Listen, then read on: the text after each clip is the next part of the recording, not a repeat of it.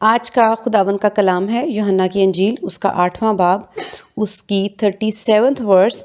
میں جانتا ہوں کہ تم ابراہیم کی نسل سے ہو تو بھی میرے قتل کی کوشش میں ہو، کیونکہ میرا کلام تمہارے دل میں جگہ نہیں پاتا۔ آمین۔ خدا کا شکر ہے اس کلام کے لیے۔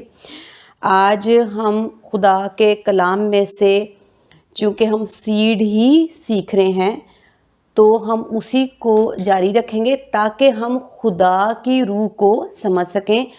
کوئی بھی آیت، کوئی بھی جو اس وقت کلام یا مکاشفہ دیا جائے گا، وہ کچھ بھی برا کی شادی سے ہٹ کر نہیں ہے۔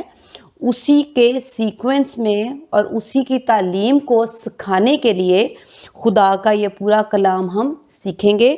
تو آج جو لفظ ہے وہ ہے ابراہیم کی نسل۔ ورڈ ہے نسل۔ اگر ہم اس کو انگلش بائبل میں ٹرانسلیشن میں ہم دیکھتے ہیں، اس میں نسل کا جو ورڈ لکھا ہے سیڈ، یعنی یسوع مسیح نے ان کو کہا کہ you are the seed of Ibrahim. اس کا مطلب ہے کہ جو نسل ہے وہ لفظ انگلش میں سیڈ ہے، جس کی ہم تعلیم روح القدس کے وسیلہ سے سیکھ رہے ہیں۔ جو سیڈ خدا ہمیں چاہتے ہیں کہ ہم اس کو جان جائیں اور سیکھ جائیں۔ اور سیڈ کے بغیر، سب سے پہلے سیڈ کو بیان کرنے سے پہلے میں یہ بیان کروں گی کہ جو دنیا ہے، اس کا خلق، اس کی تخلیق، اس کا شروع، اس کا ازل کیا ہے؟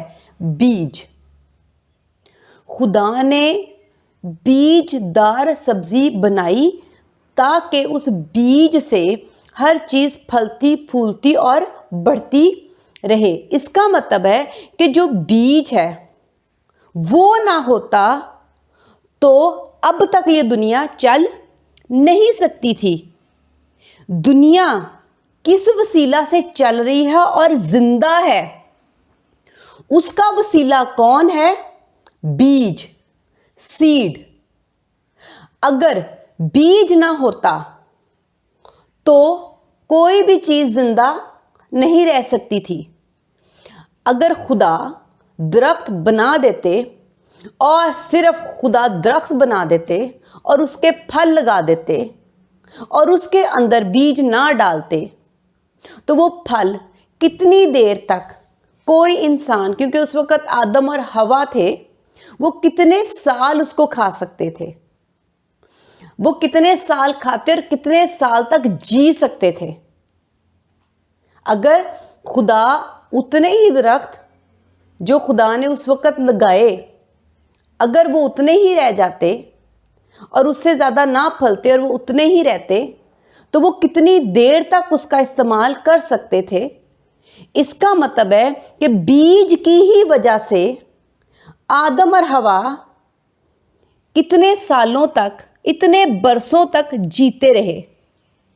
اور اسی طرح ہم جتنی بھی جنریشن ہے، آدم کی اولاد اور آگے جتنے بھی اور آج تک جتنے بھی انسان پیدا ہو چکے ہیں، وہ اس بیج ہی کی وجہ سے زندہ ہیں۔ اگر وہ بیج نہ ہوتا تو ہم کیا کھاتے اور کتنی دیر جی سکتے تھے؟ اگر بیج کی میں بات نہیں کرتی اور صرف پانی ہی ہوتا، پانی ہمارے جسم کے لیے بھی بہت زیادہ ضروری ہے، لیکن اگر صرف پانی ہی ہوتا اور بیج نہ ہوتا تو پانی پی پی کے ہم کتنے سال اور جی سکتے تھے؟ یہ ناممکن ہے۔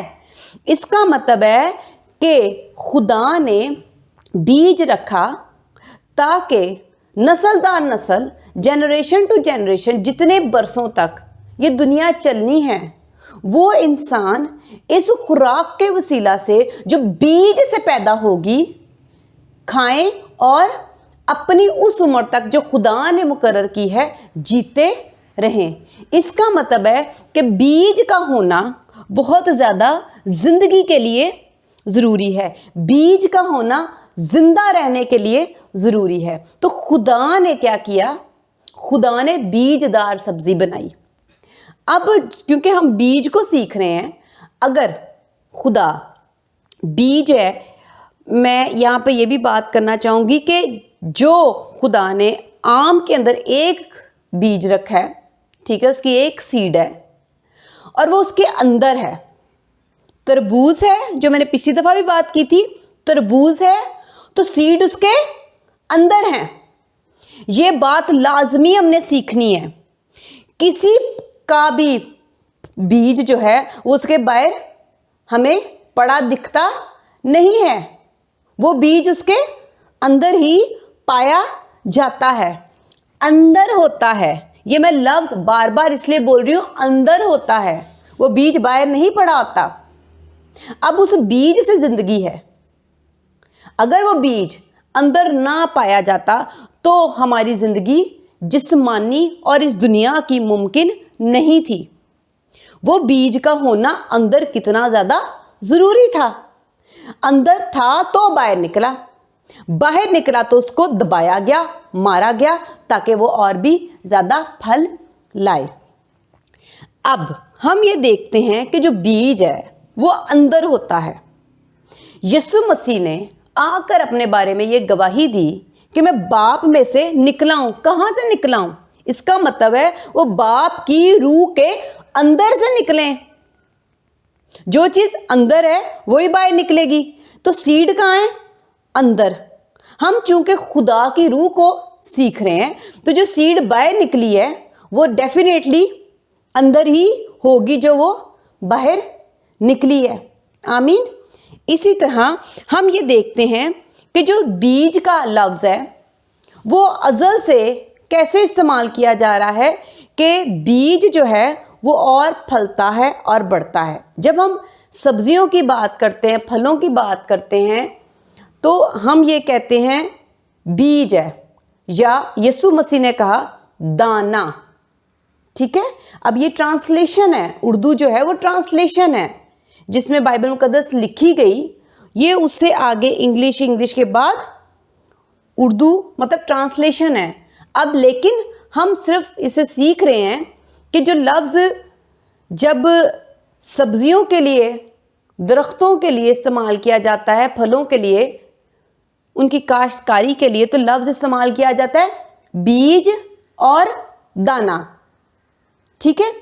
اسی طرح ہر بات کے لیے ایک علیحدہ لفظ دیا جاتا ہے، اور لیکن اس لفظ میں مطلب اور پروسیجر سیم ہے، اس کا عمل ایک جیسا ہے. لفظ مختلف ہو سکتا ہے لیکن اس کا پروسیجر، اس کا عمل ایک جیسا ہے.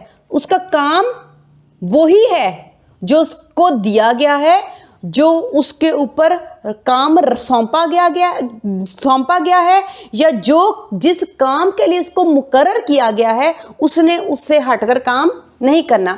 اب ہم اس کو بیج کہہ دیں، ہم اس کو دانا کہہ دیں، لیکن کام کیا ہے کہ وہ پھل اور سبزی کے اندر ہی ہوگا. جب باہر نکلے گا تو کام کرے گا، لیکن باہر تب نکل کے تب جب اس کو ہم صحیح طرح اس کا استعمال کریں گے تو وہ کام کرے گا.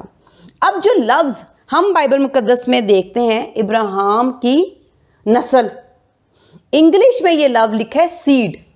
اب یہ سیڈ کیا ہے؟ اس کا مطلب ہے کہ جب ابراہیم میں سے اسحاق نکلا تو اس کو کہہ دیا یہ اس کی نسل ہے. اس کا مطلب ہے کہ اس کو کہا جا رہا ہے سیڈ، اور وہ سیڈ کہاں تھی؟ ابراہیم کے اندر. وہ سیڈ باہر نکلی تو اس کو اس نے نسل کہہ دیا گیا. سمجھ آئی؟ اسی طرح اس کا مطلب ہے کہ سیڈ اندر پائی جاتی ہے اور وہ اندر ہی ہوتی ہے. کام کب کرے گی؟ جب خدا چاہیں گے. جو باہر نکلتا ہے اس کو نسل اور سیڈ کہا جاتا ہے. جیسے کہ کلام مقدس میں اولاد کے لیے لفظ کیا لکھا گیا ہے؟ نسل، اور انگلش میں سیڈ. ہم ادھر ہی آ رہے ہیں. اولاد کے لیے بائبل مقدس کا جو لفظ ہے وہ کیا ہے؟ سیڈ اور نسل. اس کا مطلب ہے اولاد اندر سے خدا باہر نکالتے ہیں، تو جو باہر نکلتی ہے اس کو کہہ دیتے ہیں اولاد یا نسل، لیکن وہ بنتی کہاں سے ہے؟ بائبل مقدس کا لفظ ہے سیڈ۔ اب جب ہم کوئی درخت دیکھتے ہیں تو ہم کہتے ہیں یہ فلاں درخت کی ہی نسل ہے۔ کیوں؟ کیونکہ اسی درخت کے پھل کے اندر جو بیج تھا اس کا استعمال کر کے اس کو باہر نکال کے اس کو بیجا گیا، اور یہ اسی کی نسل کا درخت ہے اور یہ وہی پھل لا رہا ہے۔ اب ہم اس درخت کو دیکھ کر کیا کہتے ہیں؟ یہ فلاں کی نسل ہے، کیونکہ یہ اس بیج کے اندر سے، اس پھل کے بیج میں سے نکلا ہے، اس کے اندر سے نکلا ہے۔ اسی طرح یہاں پہ جب نسل کا لفظ استعمال کیا جاتا ہے تو ابراہیم میں سے جتنے بھی نکلے، اسحاق کے بعد یعقوب، اور پھر یعقوب کے بعد آگے جتنی بھی نسل بڑھتی رہی، تو کیا کہیں گے؟ یہ ابراہیم کی نسل یا سیڈ ہے۔ اس کا مطلب ہے جو نکلتا ہے اور وہ پھر پھلتا ہے وہ نسل یا سیڈ ہوتی ہے۔ اب اس کو ہم مزید سیکھ رہے ہیں کیونکہ ہم خدا کو سیکھ رہے ہیں، خدا کی روح کو سیکھ رہے ہیں۔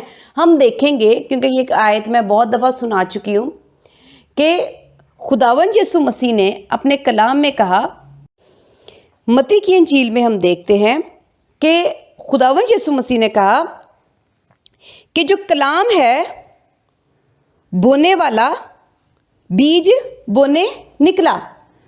متی کی انجیل اس کا 13واں باب ہے۔ جب خداوند یسوع مسیح اس بات کو بیان کرتے ہیں اور بونے والے کے بیج کو آگے جا کر خداوند، یہ کیونکہ میں بہت زیادہ دفعہ ایکسپلین کر چکی ہوں، تو اس بیج کو خداوند کیا کہتے ہیں؟ کلام۔ متی کی انجیل اس کا 13واں باب اس کی 3 آیت لکھا ہے، اور اس نے ان سے بہت سی باتیں تمثیلوں میں کی کہ دیکھو ایک بونے والا بیج بونے نکلا۔ یہاں پہ لکھا ہے کہ جو بیج بونے نکلا، تو جو سناتا ہے، ہم دیکھتے ہیں کہ کلام مقدس میں صاف واضح طور پر لکھا ہے، جب 19ویں آیت، جب کوئی بادشاہی کا کلام سنتا ہے اور سمجھتا نہیں، تو جو اس کے دل میں بویا گیا تھا اسے وہ شریر آ کر چھین لے جاتا ہے، یہ وہ ہے جو راہ کے کنارے بویا گیا تھا۔ آمین۔ اسے صاف واضح ہے کہ جو بونے والا ہے ڈیفینیٹلی وہ کیا بو رہا ہے؟ کلام بو رہا ہے۔ اس کا مطلب ہے کہ جو دانا بیج ہے وہ کیا ہے؟ کلام۔ ہم جانتے ہیں کہ بائبل مقدس میں لکھا ہے کلام کے لیے، یوحنا کی انجیل اس کا 1 باب اس کی 14ویں آیت میں لکھا ہے، اور کلام مجسم ہوا۔ اس کا مطلب ہے کہ جس دانے اور بیج کو یسوع مسیح خود کہہ رہے ہیں کہ یہ کلام ہے، اور یوحنا کی انجیل میں یہ لکھا ہے کہ کلام مجسم ہوا۔ اس کا مطلب ہے وہ کلام بیج ہے، کس کا؟ خدا کا بیج ہے۔ اور بیج کہاں ہوتا ہے؟ پھل کے اندر، اور وہ بیج اسی پھل کا ہوتا ہے۔ وہ باہر نکل کے، تربوز کا بیج باہر نکل کے آم نہیں اگا سکتا، آم کا بیج باہر نکل کے تربوز یا خربوزہ کا درخت بیلیں نہیں بن سکتی، یا کیلے کا درخت نہیں ہو سکتا، یا جامن کا درخت نہیں ہو سکتا۔ ہم یہ دیکھ رہے ہیں کہ جس کلام کی گواہی یسوع مسیح دے رہے ہیں، اور وہ کہہ رہے ہیں کلام سناتے ہوئے تمثیل میں کہ یہ کلام جو ہے وہ بیج اور دانہ ہے، اور وہ بیج ہم چلیں یہاں سے بھی نہیں سیکھتے، کیونکہ خدا نے یہ دنیا کلام سے بنائی ہے اور کچھ بھی کلام سے باہر نہیں ہے۔ یہ میں آپ کو یوحنا کی انجیل اس کا 1 باب میں جتنا کچھ کلام کے بارے میں لکھا ہے، خداوند نے چاہا تو میں ضرور اس کو بتاؤں گی وقت آنے پر۔ لیکن ہم یہ دیکھتے ہیں اگر ہم اس کلام کو نہیں بھی سمجھ رہے تو ہم پیچھے نظر گھما لیتے ہیں، یا روزمرہ کی زندگیوں میں جو روزمرہ کی زندگی ہم گزار رہے ہیں اسی پر نظر گھماتے ہیں کہ بیج ہوتا کہاں ہے؟ کہاں ہوتا ہے؟ پتوں کے اندر، درخت کے تنے میں، یا کہیں مٹی میں کھودا ہمیں مل جاتا ہے تو ہم سوچتے ہیں او یہ تو بیج ہے۔ चलो इसका इस्तेमाल करें, पता नहीं उसमें से फिर क्या निकलेगा, हमें क्या पता किस चीज़ का बीज है। जब हम आम को देखेंगे तो हम ये जान लेंगे कि ये आम ही उगाएगा। अगर हम जब तक उस बीज को देख जान नहीं लेते ये किसका है, किस में से निकला है और फिर ये कैसा फल लाएगा, हम उस बीज को नहीं समझ सकते। यानी बीज से पहले हमें आम देख लेना या वो फल देख लेना या वो सब्जी देख लेना ज़रूरी है, तो हम जान जाएंगे कि ये उगाएंगे तो ये यही निकलेगा, क्योंकि ये उसकी नस्ल है, ये वही उगाएगा जो जिसमें से निकला है। आमीन। अब जो खुदावंद यीशु मसीह के बारे में लिखा है कि कलाम मुजस्सम हुआ, वो कलाम जिसको बीज और दाना कहा जा रहा है मुजस्सम तो हुआ। यीशु मसीह ने कहा यूहन्ना की इंजील में कि मैं बाप में से निकला हूँ। इसका मतलब ये बीज, ये दाना, ये कलाम जो मुजस्सम हुआ, ये कहाँ से निकला है? उस फल में से निकला है। वो कौन फल है? खुदा का रूह। क्योंकि बाइबल मुकद्दस में यूहन्ना की इंजील ही में लिखा हुआ है, ये मैं बहुत दफ़ा पढ़ चुकी हूँ, कि खुदा रूह है। तो रूह में से, इसका मतलब है उस रूह के अंदर ही ये बीज है।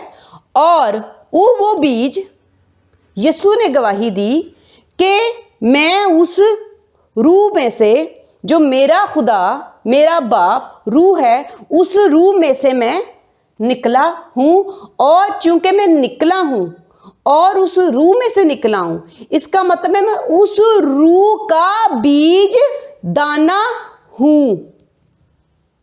और उस बीज और दाने का नाम कलाम है।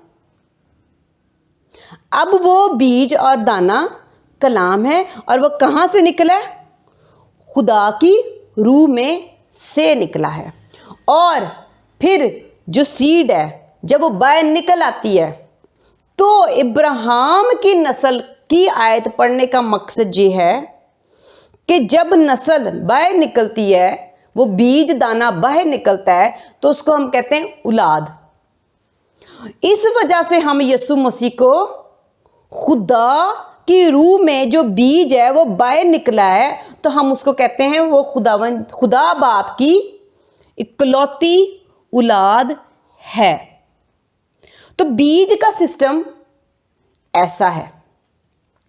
अब ये कहाँ से आया जो हमारी दुनिया जो है बीजदार सब्जी के बगैर चल नहीं सकती थी, नामुमकिन है।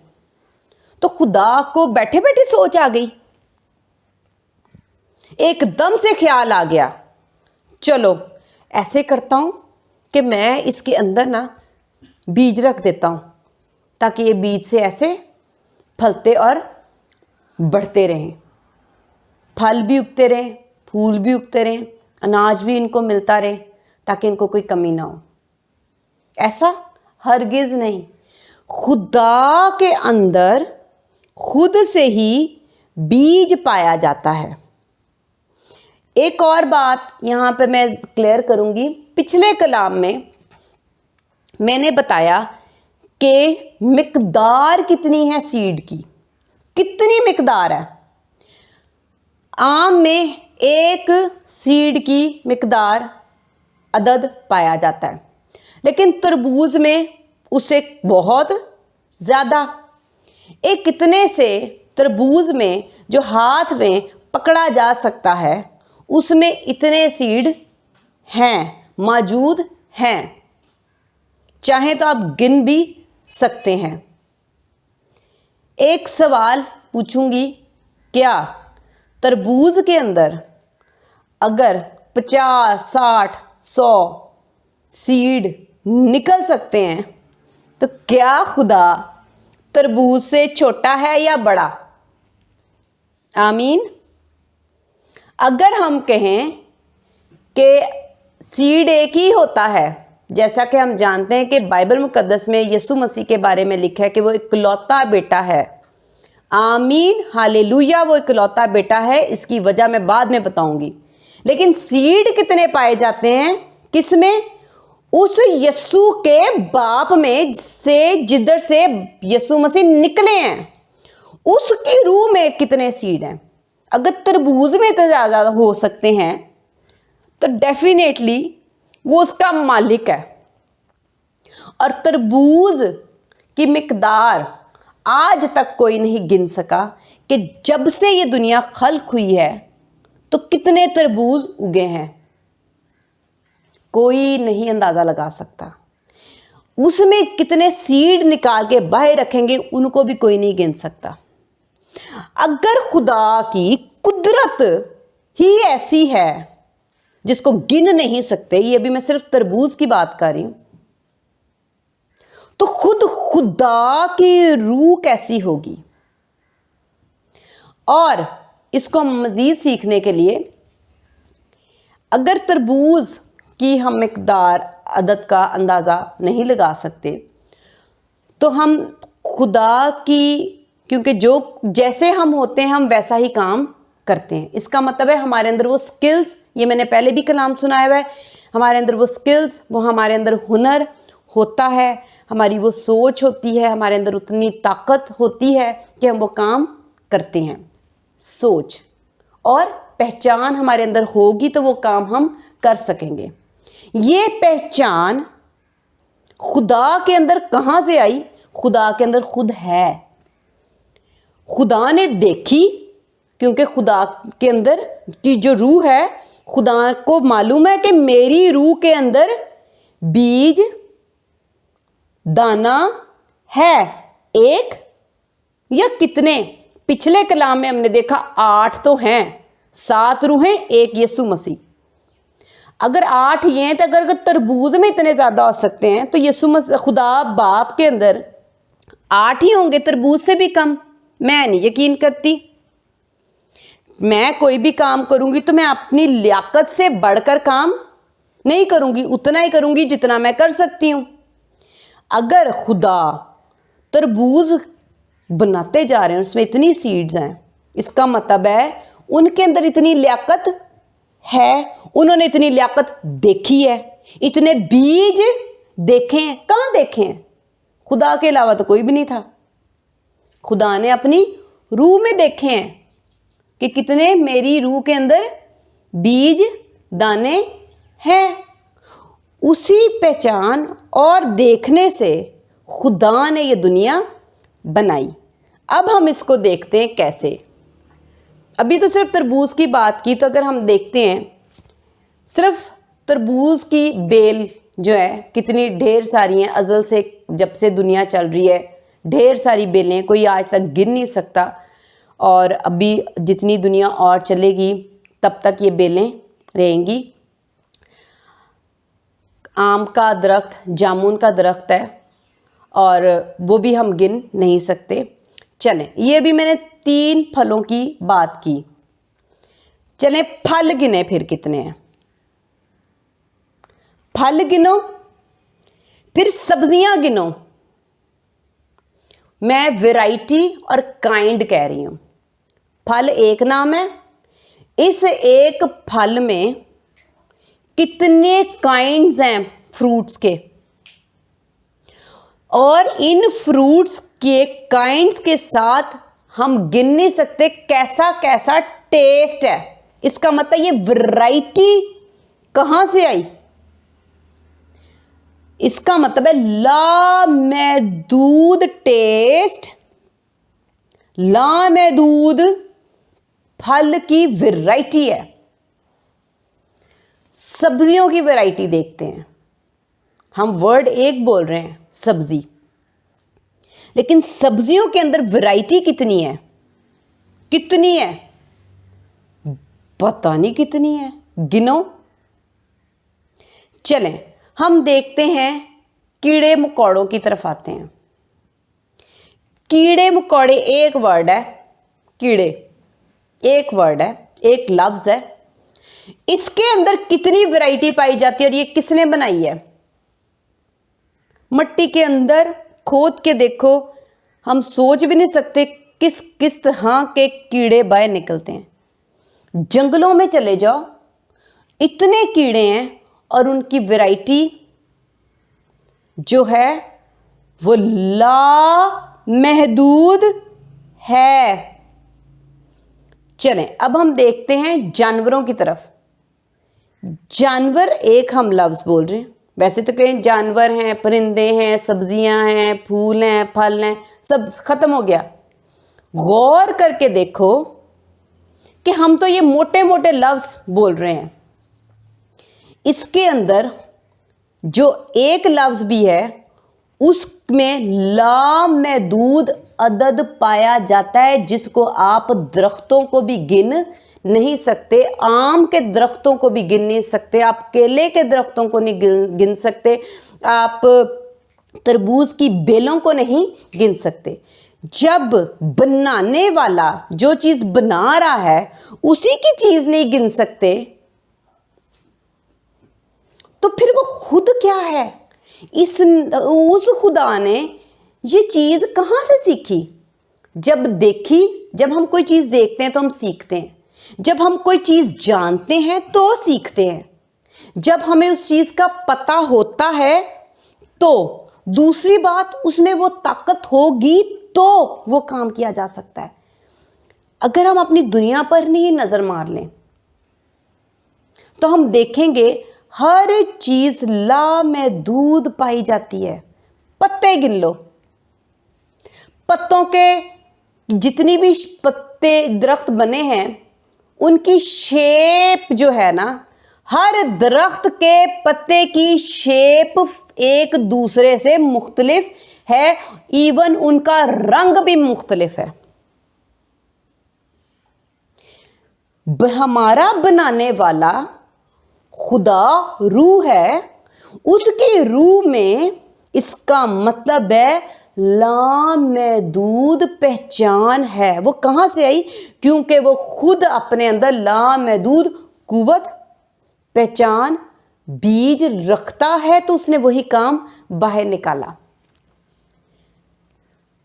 ہم یہ سیکھ رہے ہیں کہ خدا کی روح ایسی ہے.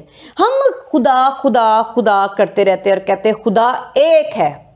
غیر قومیں کہتی ہیں خدا ایک ہے، اس کا کوئی ہمسر نہیں، اس کا کوئی ساتھی نہیں، اس کی بیوی نہیں ہو سکتی، وہ کیسے بیوی رکھ سکتا ہے، وہ کیسے اس کی اولاد ہو سکتی ہے.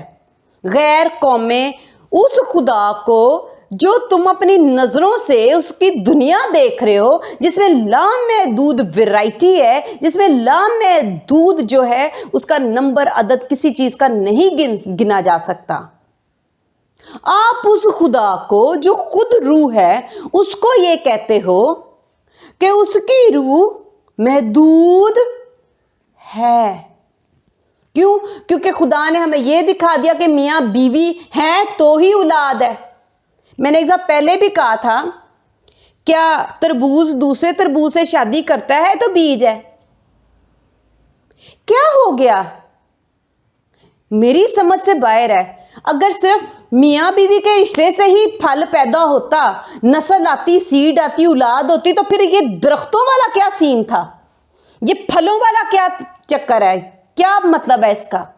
کیا خدا بتانا چاہ رہے ہیں کہ اگر پھلوں کو بیوی کی ضرورت نہیں ہے نا تو خدا کچھ اور بھی سکھانا چاہ رہے ہیں. جو یسوع پر ایمان نہیں رکھتے کہ وہ خدا کا بیٹا اور اس میں سے نکلا ہے تو وہ خدا پر ایمان نہیں رکھتے. یہی سوچ ہے، یہی سوچ ہے، یہی سوچ ہے کہ ابراہیم کی نسل ہے تو ابراہیم کی بیوی ہے تو نسل ہے. ٹھیک ہے؟ جانور بھی اسی طرح میل اور فیمیل ہیں تو سیڈ ہے، نسل ہے.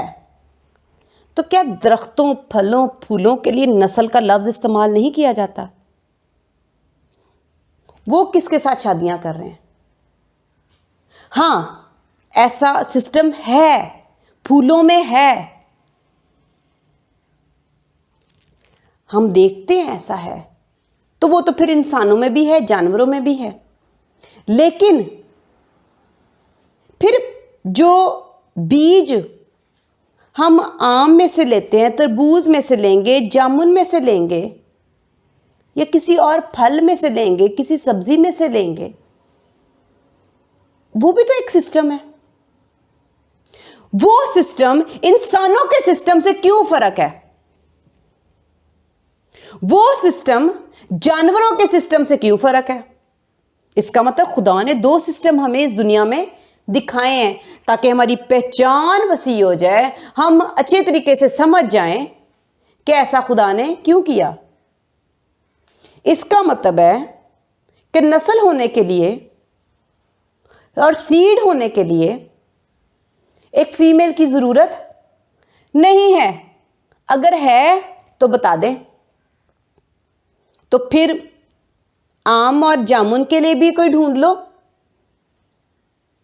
और फिर उसमें से पौधे निकालो और फिर मुझे बताओ, फिर क्यों चले जाते हो मट्टी के पास, फिर क्यों खोदने शुरू हो जाते हो, फिर क्यों खोद खोद के अंदर डालते हो, रोजाना पानी डालते हो,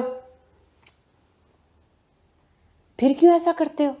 इसका मतलब है मियाँ बीवी के अलावा भी, इस सिस्टम के अलावा भी सीड अंदर ही है, वो बाहर निकल के काम करके औलाद नस्ल बन सकती है। तो सीड और नस्ल का लफ्ज़ इब्राहिम में से मैंने इसलिए ये लिया ताकि उस सीड और नस्ल को समझ सकें।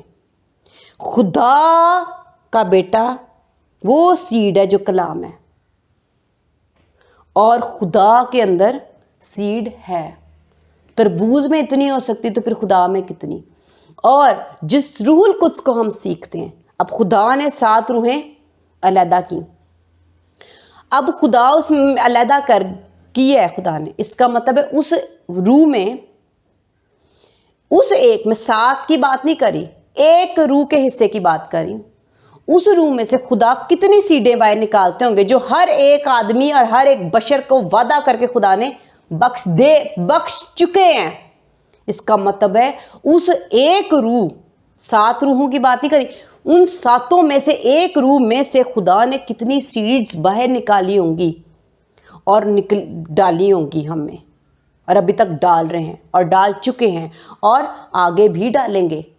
तो वो सीड ख़त्म नहीं हो रही। इसका मतलब खुदा की रूह ही ऐसी है कि खुदा की रूह के अंदर लामहदूद, जो हम अपनी दुनिया में वैरायटी और लामहदूद जिनको हम गिन नहीं सकते, इतने सीड्स पाए जाते हैं। ये है वो खुदा जिसकी हम इबादत करते हैं, और ये वो खुदा जिसको हमें जानना चाहिए। ये वो खुदा है जिसको हम नहीं जानते, जिस खुदा को हम कहते हैं वो खुदा एक है, और जिसका बेटा है हम उस खुदा को नहीं जानते कि खुद उस खुदा की रूह कैसी है।